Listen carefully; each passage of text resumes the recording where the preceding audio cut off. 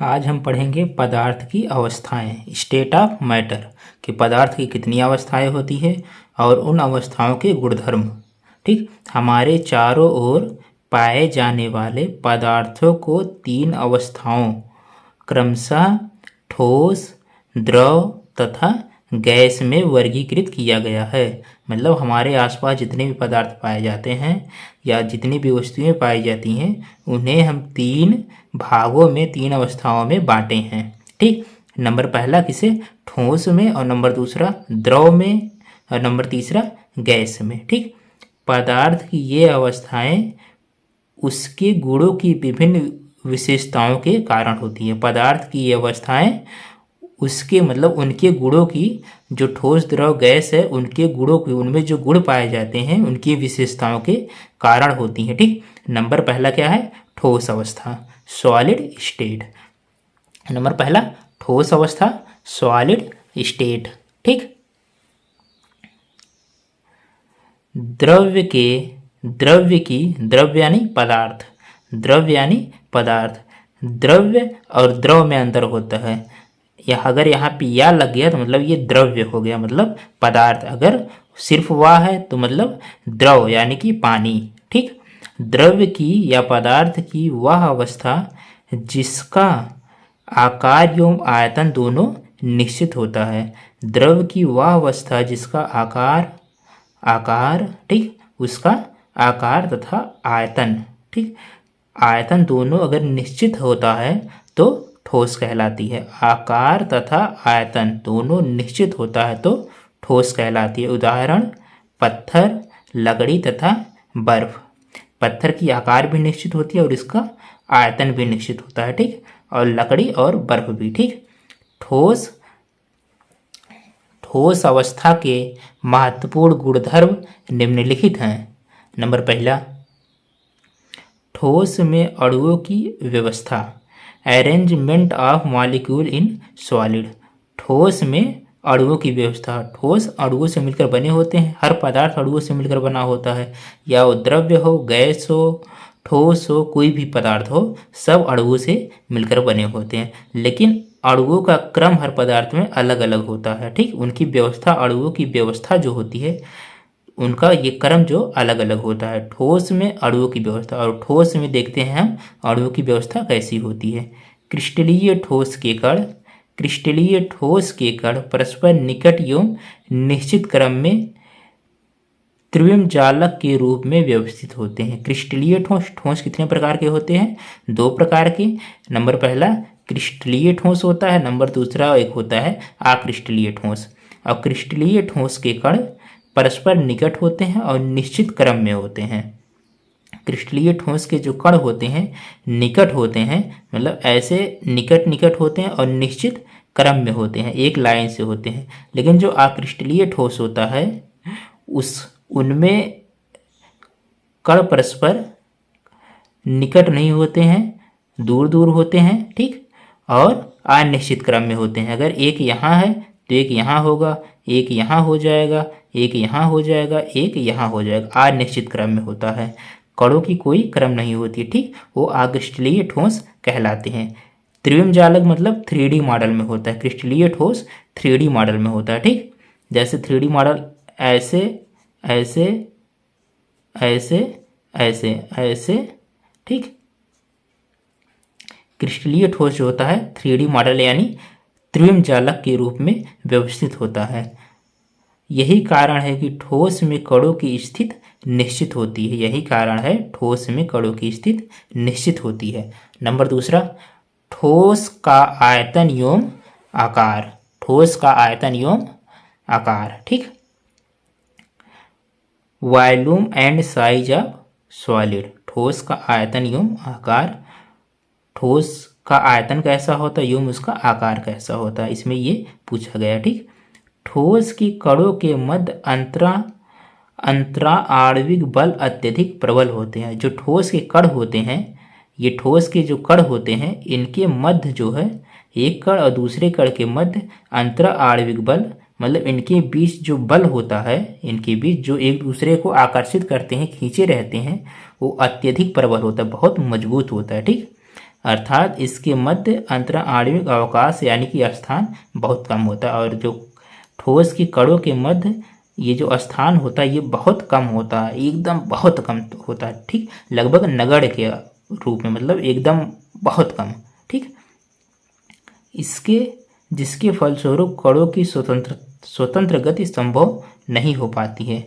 और स्थान बहुत कम होने के कारण, ठीक, दोनों कणों के बीच स्थान बहुत कम होने के कारण तथा अत्यधिक प्रबल होने के कारण, अंतरा आणविक बल अत्यधिक प्रबल होने के कारण ये जो कण होते हैं ये स्वतंत्र रूप से गति नहीं कर पाते हैं। ठीक, कण क्या होते हैं, गति करते रहते हैं अपने स्थान पे, लेकिन ये स्वतंत्र रूप से गति नहीं कर पाते हैं, बस अपने स्थान पे ही कंपन करते रहते हैं। ठीक, यह केवल एक निश्चित स्थान पर कंपन ही कर सकते हैं। ठोस के जो कण होते हैं एक अपने अपने ही स्थान पर, उसी स्थान पर केवल कंपन ही कर सकते हैं। ठीक, अतः ठोस का आकार व आयतन निश्चित होता है, इसीलिए ठोस का आकार व आयतन निश्चित होता है। नंबर तीसरा है संपीड़ितता।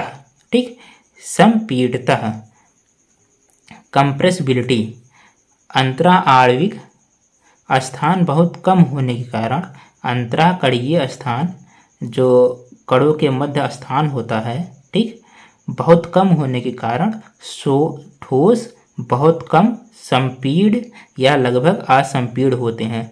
ठोस को बहुत कम मतलब दबाया जा सकता है, प्रेस किया जा सकता है, लगभग वो प्रेस ही नहीं होते। जैसे लोहा है तो लोहा को अगर हम दबाएं तो प्रेस ही नहीं होता, मतलब संपीड़ितता नहीं पाई जाती है। ठीक, या पाई भी जाती है तो लगभग बहुत कम पाई जाती है। ठीक, नंबर चौथा, गर्म करने पर प्रसार, गर्म करने पर ठोस में प्रसार। ठीक, किसी पदार्थ को गर्म करने पर उसके कण दूर दूर हो जाते हैं। ठीक, कोई भी पदार्थ है अगर उसे हम गर्म करें तो उसके कण दूर दूर हो जाते हैं, परंतु ठोस के कणों के मध्य अंतरा आणविक स्थान बहुत कम होता है।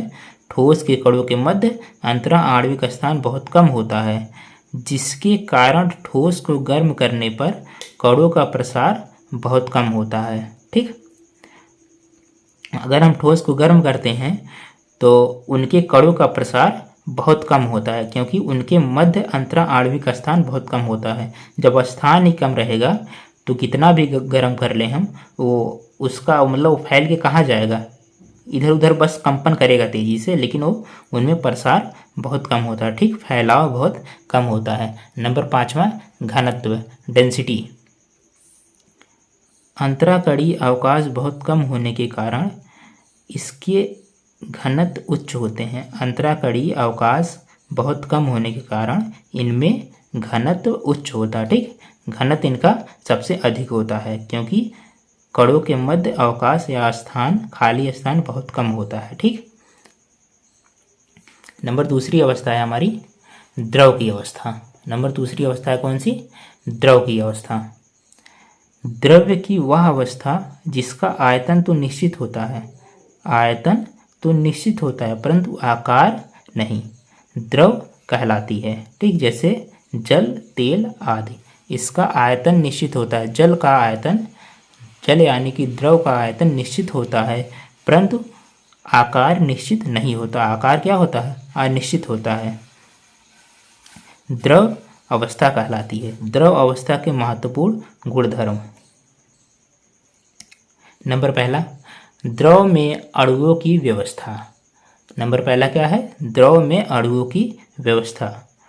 ठोस की अपेक्षा द्रव में अणुओं के मध्य दूरी अत्यधिक होती है। ठोस की तुलना में, यानी कि ठोस की अपेक्षा द्रव के अणुओं के मध्य दूरी, द्रव के अणुओं में मध्य दूरी होती है, अणुओं के मध्य दूरियां जो होती हैं इसमें अधिक होती हैं। ठोस में क्या था, एकदम नज़दीक थे, लेकिन द्रव में थोड़ा दूर दूर रहेंगे। ठीक, जिस कारण इसके अणु स्वतंत्र रूप से गति करते हैं। इसी कारण द्रव के अणु स्वतंत्र रूप से गति करते हैं। ठीक, नंबर दूसरा, द्रव का आयतन एवं आकार, volume and size of liquid. द्रव का आयतन कैसा होता है एवं उसका आकार क्या होता है। ठीक, ठोस की अपेक्षा द्रव के अणुओं के बीच अंतराकणीय आकर्षण बल कम होता है। ठोस की अपेक्षा द्रव के अणु जो होते हैं उनके बीच अंतराकणीय आकर्षण बल बहुत कम होता है, बहुत नहीं लगभग कम होता है, ठोस की अपेक्षा कम होता है। ठीक, क्योंकि उनके बीच की दूरी अधिक होती है। बीच की दूरी अधिक होगी तो आकर्षण बल क्या होगा, कम होगा। जब दो वस्तुएं दूर दूर हो जाएंगी तो उनके बीच आकर्षण बल कम हो जाएगा। ठीक, वही बता रहा है। तथा इसके अणुओं के बीच रिक्त स्थान ठोस की अपेक्षा अधिक होती है। अगर रिक्त स्थान अधिक है तो आकर्षण बल कम हो जाएगा। ठीक, अतः द्रव के अणुओं को गति करने की अधिक स्वतंत्रता होती है। द्रव के अणुओं की गति करने की अधिक स्वतंत्रता होती है। द्रव के अणु अधिक स्वतंत्रता पूर्वक गति करते हैं। ठीक, जिसके फलस्वरूप इसकी गतिज ऊर्जा अधिक हो जाती है। इस कारण इसकी गतिज ऊर्जा अधिक हो जाती है, कणों की गतिज ऊर्जा अधिक हो जाती है। जब ये गति करते रहते हैं और लगातार गति करते रहते हैं, इसी कारण इसकी गतिज ऊर्जा अधिक हो जाती है। ठीक, उच्च गतिज ऊर्जा के कारण द्रव के अणु परस्पर संघात करते रहने के कारण उच्च गतिज ऊर्जा के कारण अणुओं के बीच गतिज ऊर्जा उच्च हो जाती है। उसी के कारण कण एक दूसरे पर संघात यानी कि टकराते रहते हैं। ठीक, एक दूसरे पर टकराते यानी कि फिसलते रहते हैं। यूँ गति करेंगे और एक दूसरे पर फिसलते रहेंगे यानी कि टकराते रहेंगे, एक दूसरे पर फिसलते रहते हैं। संघात के कारण एक दूसरे पर फिसलते रहते हैं। ठीक, जिसके परिणाम स्वरूप द्रव में बहने का गुण, ठीक, जिसके परिमाण स्वरूप द्रव में बहने का गुण अर्थात तरलता पाया जाता है। ठीक, क्यों इसमें तरलता पाई जाती है, द्रव क्यों बहता है और क्यों इसमें तरलता का गुण पाया जाता है, क्योंकि द्रव के कण एक दूसरे पर संघात करने के कारण एक दूसरे पर फिसलते रहते हैं। ठीक, इसी कारण इसमें तरलता का गुण पाया जाता है, अर्थात इनका आकार निश्चित नहीं रहता है, इनका आकार निश्चित नहीं रहता है। ठीक, तथा ये उसी पात्र का आकार ग्रहण कर लेती है जिसमें इसे उन्हें रखा जाता है। द्रव को जिस पात्र में रखा जाएगा, जिस बर्तन में रखा जाएगा, वह उसी का आकार ग्रहण कर लेगा। ठीक, वह उसी का आकार ग्रहण कर लेगा। तरलता का गुण क्यों पाया जाता है द्रव में, क्योंकि द्रव के अणुओं के बीच अंतराकणीय आकर्षण बल कम होता है तथा उनके अणुओं के बीच रिक्त स्थान ठोस की अपेक्षा अधिक होती है। जब रिक्त स्थान कणों के मध्य रिक्त स्थान अधिक रहेगा तो आकर्षण बल कम हो जाएगा। ठीक, आकर्षण बल कम हो जाएगा तो कण जो है अधिक स्वतंत्रता पूर्वक गति करेंगे और उसके फलस्वरूप उनकी गतिज ऊर्जा अधिक हो जाती है। ठीक, क्योंकि स्वतंत्रता पूर्वक गति करते हैं तो गतिज ऊर्जा उनकी अधिक हो जाती है। किसकी गतिज ऊर्जा, कणों की। ठीक, और गतिज ऊर्जा अधिक होने के कारण अणु एक दूसरे पर परस्पर संघात यानी कि एक दूसरे को चोट पहुंचाते रहते हैं। संघात करते रहने के कारण एक दूसरे पर फिसलते रहते हैं। ठीक, एक दूसरे पर क्या रहते हैं, फिसलते रहते हैं। कण एक दूसरे के पास जाके उनमें फिसलते रहते हैं, एक दूसरे से टकराते हैं, मतलब पूरी तरह से नहीं टकराते, बस टकरा के ऊपर नीचे हो जाते हैं, दाएं बाएं हो जाते हैं, एक दूसरे पर क्या होते हैं, फिसलते रहते हैं। जिसके परिमाण स्वरूप द्रव में बहने का गुण अर्थात तरलता पाया जाता है, अर्थात इनका आकार निश्चित नहीं होता है। ये जिस बर्तन में रखे जाते हैं, द्रव को जिस बर्तन में रखा जाता है वह उसी का स्थान ग्रहण कर लेता है। ठीक, वह क्या कर लेता है, उसी का स्थान ग्रहण कर लेता है। द्रव के अणुओं के मध्य उपस्थित अंतराकणीय बल यद्यपि इतने प्रबल होते हैं। ठीक, द्रव के अणु जो है, अणुओं के मध्य जो अंतराकणीय बल होता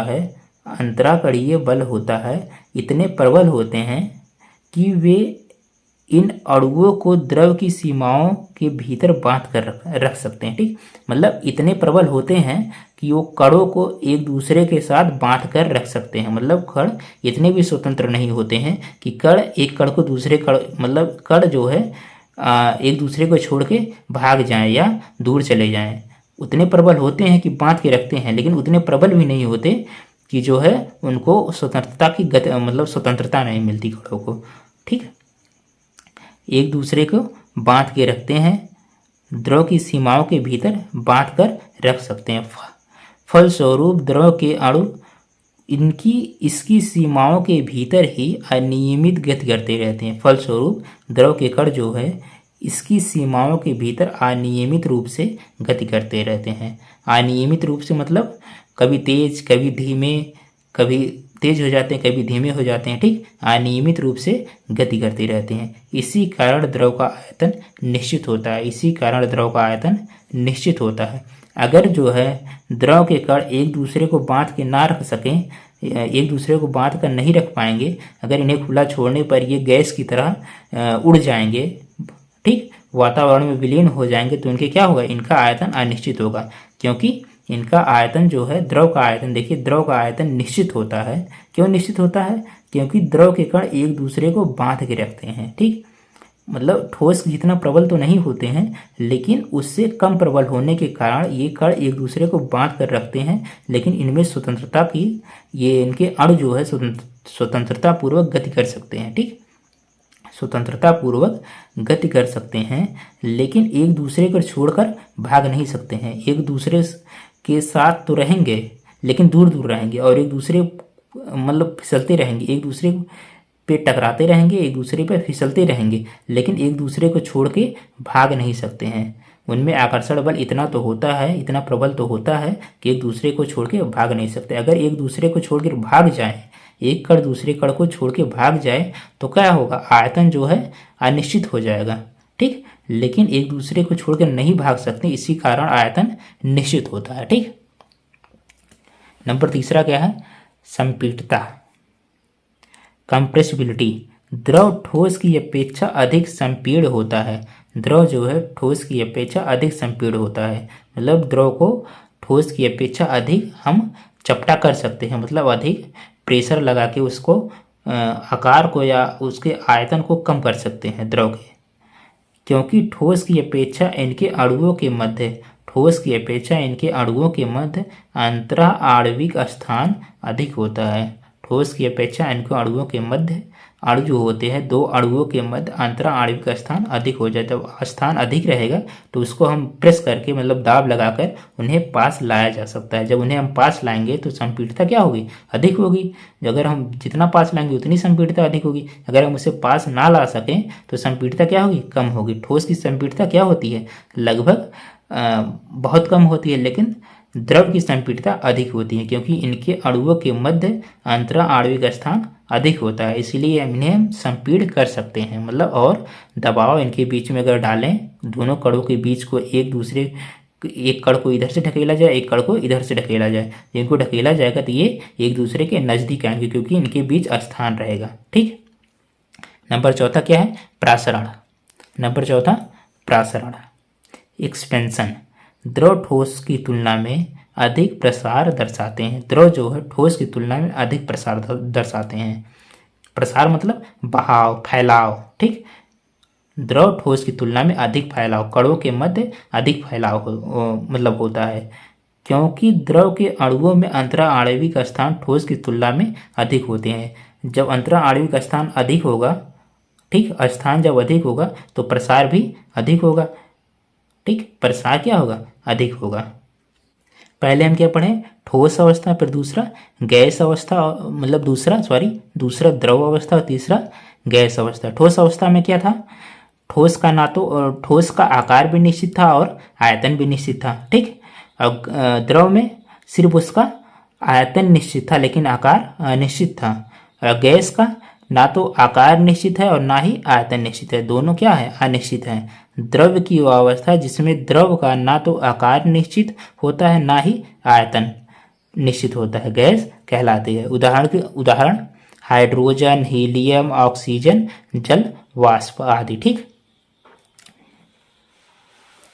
गैस अवस्था के महत्वपूर्ण गुणधर्म निम्नलिखित हैं। नंबर पहला, गैस में अणुओं की व्यवस्था। ठीक, क्या है, नंबर पहला, गैस में अणुओं की व्यवस्था। गैस के अणुओं के मध्य अंतरा आणविक बल लगभग नगण्य होता है। गैस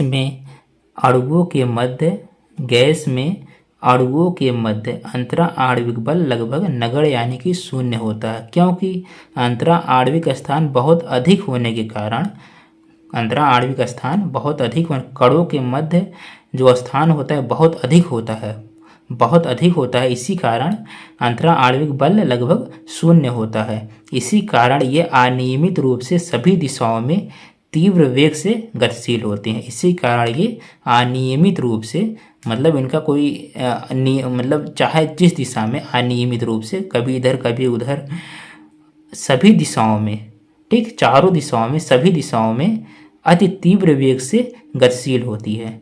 क्यों गतिशील होती है? गैस सबसे अधिक तीव्र वेग से क्यों गतिशील होती है? क्योंकि इनके कणों के मध्य अंतरा आणविक बल लगभग शून्य होता है, लगभग नगण्य या शून्य होता है। अंतरा आणविक स्थान बहुत अधिक होता है, कणों के मध्य अंतरा आणविक स्थान बहुत अधिक होता है। इसी कारण इनकी गति कणों की मतलब गैस की गति बहुत अधिक तीव्र होती है, ठीक। और नंबर दूसरा है गैस का आयतन एवं आकार। नंबर दूसरा गैस का आयतन एवं आकार। गैसों के अणुओं के सभी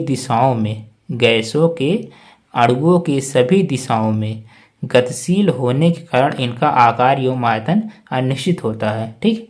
गैस के अणुओं के सभी दिशाओं में गतिशील होने के कारण इनका आकार एवं आयतन अनिश्चित होता है। ना तो इनका आकार निश्चित होता है, ना ही इनका आयतन निश्चित होता है, क्योंकि आयतन तभी निश्चित होगा जब कण एक दूसरे द्वारा बंधे रहेंगे, एक कण दूसरे कण द्वारा आपस में बंधे रहेंगे, आकर्षण बल के द्वारा आपस में बंधे रहेंगे। लेकिन गैस में आयतन मतलब गैस में लगभग आकर्षण बल शून्य होता है, इसी कारण इसका आयतन अनिश्चित होता है और आकार तो अनिश्चित होता ही है, ठीक। नंबर तीसरा संपीड़ितता। गैस का आकार हम जिस भी बर्तन में इसे रखते हैं या उसी का मतलब लगभग उतना ही पूरा फैल जाता है, उस पूरा स्पेस ग्रहण कर लेता है, चाहे जिस बर्तन में इसे हम रखें गैस को, ठीक। संपीड़ितता। गैस के अणुओं के मध्य अंतरा आणविक स्थान अधिक होता है, अतः दाब में वृद्धि करके गैस के अणुओं को समीप लाया जा सकता है। संपीड़ितता सबसे अधिक होती है गैस में, क्योंकि इनके अंतरा आणविक स्थान, इनके कणों के मध्य अंतरा आणविक स्थान बहुत अधिक होता है। इसी कारण दाब में वृद्धि करके कणों को बहुत अधिक समीप लाया जा सकता है। इसी कारण गैस अत्यधिक संपीड़ होते हैं, क्योंकि इनके कणों के मध्य अंतरा आणविक स्थान बहुत अधिक होता है और इन्हें दाब में वृद्धि करके गैस के अणुओं को समीप लाया जा सकता है, ठीक। नंबर चौथा क्या है? गतिज ऊर्जा, काइनेटिक एनर्जी। द्रव्य की इस अवस्था यानी कि पदार्थ की इस अवस्था में गतिज ऊर्जा पोटेंशियल एनर्जी पूर्ण रूप से गतिज ऊर्जा में परिवर्तित हो जाती है। पोटेंशियल एनर्जी गतिज ऊर्जा पूर्ण रूप से गतिज ऊर्जा में परिवर्तित हो जाती है, अतः गैस की गतिज ऊर्जा अधिक होती है, ठीक। गैस की गतिज ऊर्जा सबसे अधिक होती है। नंबर पाँचवा घनत्व, डेंसिटी।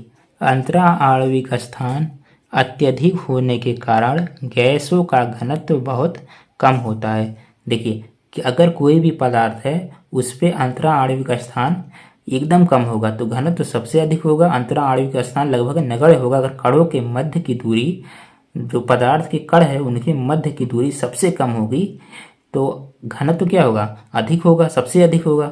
जैसे जैसे अंतरा आणविक स्थान कणों के मध्य की दूरी बढ़ती जाएगी घनत्व कम होता चला जाएगा। और गैस में क्या होता है?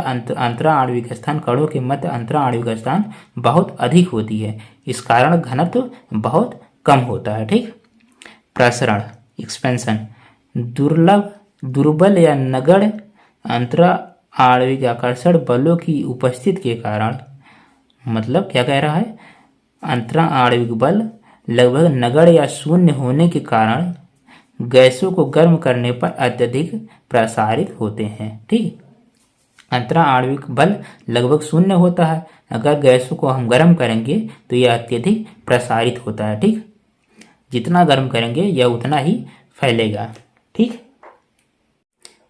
यह टॉपिक यहीं पे समाप्त होती है और गैस, ठोस, गैस तथा द्रव में अंतर हम अगले वीडियो में पढ़ेंगे। अगर आपको यह वीडियो पसंद आया हो तो प्लीज़ वीडियो को लाइक तथा चैनल को सब्सक्राइब जरूर कर लें, क्योंकि इस चैनल पे फिजिक्स, केमिस्ट्री तथा बायोलॉजी तीनों सब्जेक्ट के वीडियो आते रहेंगे। ठीक, थैंक यू।